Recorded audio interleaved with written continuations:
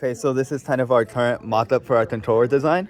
The design we're gonna end up going with is gonna be one joystick and 4 buttons, kind of emulating a D-pad. We may throw an additional button in there for like the dance stuff, but that's not really part of the controller design. Then looking at the code, here we have, it's just the typical stuff, starting all of our different pins. We're reading all of our joystick values that we're inputting over here on this Arduino. Then we're just transmitting that data. We have a code that just detects the state of the button and swaps the state of the button variable based on that. Just some random print stuff, and then write it over to this computer where we have code that is, first of all, just detecting all of the data that's being sent. Then we are, earlier in the code, we established the servo and all the DC pins and variables.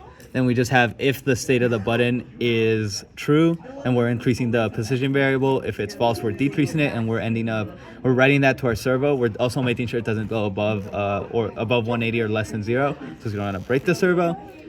Then here we have code that's just setting an intensity equal to that joystick value, and then creating a map and writing all of these intensity values to our H bridge to establish our DC motor movement.